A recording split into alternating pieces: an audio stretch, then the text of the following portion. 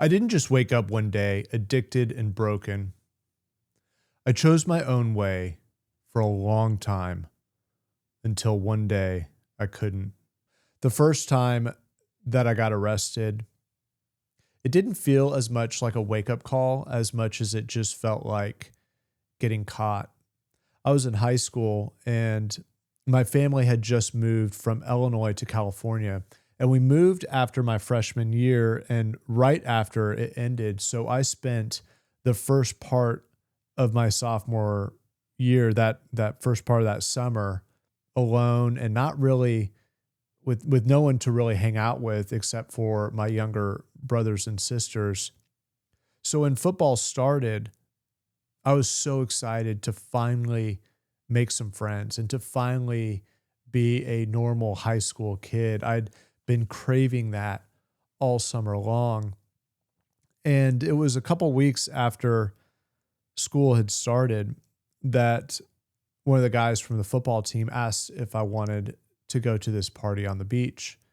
And a party meant, drinking and I knew that. I was no stranger to alcohol. I knew that the alcohol would, if nothing else, it would make me, less shy and help me to probably make some new friends. So I was excited. And after that first beer, all my anxieties and fear and inhibitions just washed away. And for the first time in months, I finally felt accepted. I felt a part of this group. I felt like a normal high school kid. And as the night went on, it started to get dark and the parking lights kind of lit up this parking parking area that we were all hanging out in. And a couple kids asked me if I wanted to go smoke some pot. And I said, sure, why not? So we started walking over towards the dunes to kind of get away from the crowd. And then all of a sudden, this car pulled up right in front of us and shined its light right in our faces. And I remember just feeling blinded. And the first thought that I thought was this was a prank and someone's just being funny or being dumb or something like that. But then I heard a voice yelling at us to go sit over by these restrooms that were off to the side. And I looked over and I saw the other guys that I was with slowly starting to walk over there. And I think it was about that moment that I realized that this was no prank. These were the cops. And I was probably going to be in trouble. So my mind started racing as I walked over there and sat down. And I realized at that moment too that I still had a beer in my hand. So I'm trying to shove it into the sand, just trying to think through, what am I going to say? What are my parents going to say? What are we going to do? And as I'm thinking through all these things, I look over and the guys that I was with took off and started running the other direction. And it took a second for me to realize what was happening before I got up and started running too. Well, they had a little bit of a head start on me, so I was behind and I ran like my life depended on it. And for what seemed like 5 or 10 minutes, but looking back now, it was probably a minute or two before I got pepper sprayed and then eventually tackled by the police. And getting arrested that night, it didn't really change anything in me as much as it just made me feel like I need to be smarter. I need to not get caught. But eventually, as time went on, poor choices stacked up and they caused me to cross a line that I didn't even know was there. So far, I hadn't really felt bad about any of my choices, but breaking into someone's home, that changed something in me. It'd been a couple years since that party on the beach, and I was with a couple friends sitting in a car smoking pot, and we were trying to figure out how to make some more money. And one of the guys that I was with brought up somebody that he knew that had bragged about stealing all of this money from the IRS. And before that, we had spent the summer doing small thefts and stuff. Whether it was from a gas station or grocery store or some vending machines, just small stuff. But this would have been something bigger.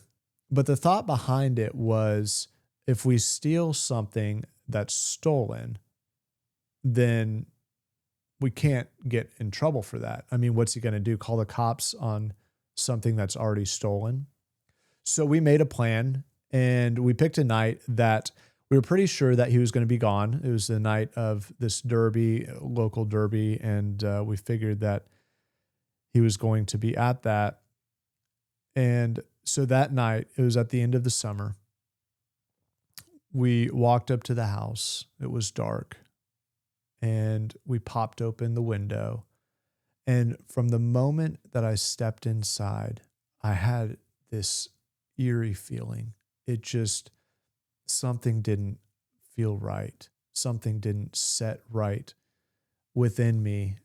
And the plan was to get the safe, and to take the safe out. We were going to go out into the country, break it open out there. So it was supposed to be quick, in and out, grab the safe and leave. But once we saw the safe, it was 6 foot tall, 3 foot wide, and there was no way that we were going to be able to break into that safe. So we spent the next 30, 45 minutes just trying to open the safe over and over and over again. And eventually we realized that there was no way that we were going to get into that safe. So the guy that I was with grabbed a bag and started throwing anything of value around the house into this bag. And I was irritated that he was doing this, because the plan was to just take the money from the safe. But at the same time, I didn't really challenge him. I didn't really do anything about it, and just kind of let him continue to take all the stuff. And then we left. And it was within a week that all three of us were sitting in county jail. And, I'd been to jail before, but all those times were drug related. This was different. And as I sat in there, I felt guilty.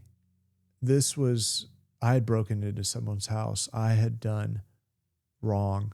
The drugs, the stuff like that in the past, I guess that never felt wrong, but I was wrong for what I had done. And I knew it, and I felt bad, and I felt guilty. And as that began to set deep within me, I didn't know what to do with that.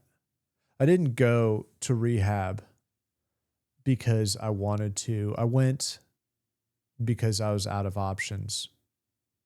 Coming off the burglary, I had tried to do every drug that I could think of, but it was heroin that really got me. And it pulled me under, but I had gotten free and spent, a week plus of being sick, and finally I was free. But I could feel heroin grabbing me and pulling me under again. And that scared me. I didn't want to be sick again.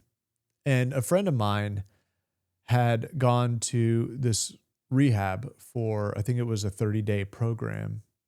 And so I thought, maybe if I get out or go away for 30 days or something like that, that could help me, completely break free, because I could feel it just pulling me under again, and I didn't know what else to do. So I told my parents that I was struggling with heroin, and they freaked out.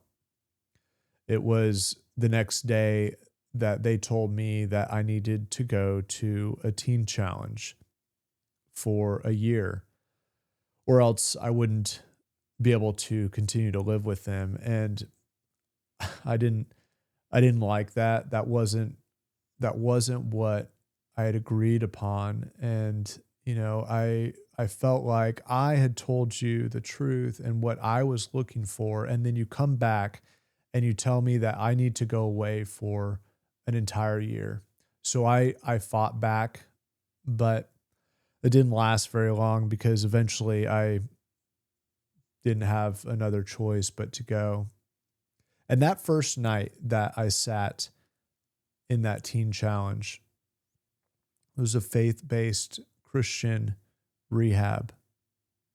I asked them for a Bible, and I don't know why. I don't know what prompted me to ask them for a Bible, but I asked for a Bible, and they brought me this paraphrased Bible that I started to read. And I started in the Gospels, and as I read, I just couldn't put it down. I read and read and read, and something in me changed, something softened. And that night, I didn't make any promises, but I just stopped resisting. But at the same time, that surrender, it didn't make me perfect. And even after things started to change for me, I still made mistakes. A few weeks had gone by, and as I read the Bible, it came alive to me. That was such an incredible time of my life. It was it was a new life that I didn't even know existed. And as I read the Bible too, I needed to believe that the God of the Bible is the same as the God of today, that the miracles that happen in the Bible are the same that he does today. And that's what I pressed into. I spent time in prayer and worship, and something awoke in me that I didn't even know was there. And I felt alive in a way that I never knew you could. And my entire world changed. And, while I was walking in this new freedom in Christ, I still was not free. I was still in this rehab. I still was watched everywhere that I went. And I remember that just clawed at me. I wanted to be free. I wanted to walk around, to not have someone looking over my shoulder. So me and another guy that was there decided that we were going to sneak out one night. And we lived in, it was this warehouse style building that we all stayed in.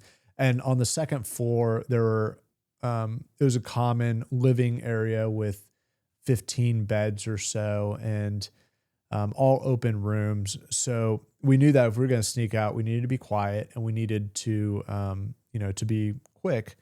So we tied sheets together, dropped them out the window, and went out the window. And I was first, and I was pretty quiet. I was pretty good at sneaking out. But the guy that I was with was not as graceful as I was. And as he hit a tree and then hit the ground hard, lights started to pop on and we were caught. So we kind of looked at each other and figured that, well, we might as well walk around at this point. We're caught anyway. So we did, and we came back a couple hours later. And when we came back, the leader told us that was it, that we had left the program, that we could not come back, and we were on our own. And I'll say that, getting kicked out that night didn't change what God had already done, but it forced me to decide who I was going to follow. Looking back now, none of those moments broke me on their own. Not getting caught, not getting arrested, not even making a mistake after everything had changed. What changed everything for me was surrender. Jesus didn't meet me when I had everything all together. He met me in the middle of my mess, in the middle of my chaos. I follow Jesus today because he first loved me. If you liked this testimony, check out this next one on the screen. And if you haven't subscribed already, go ahead and subscribe to the channel. This is the Jesus Shift. We've got new testimonies every single week. God bless, and we'll see you again next time.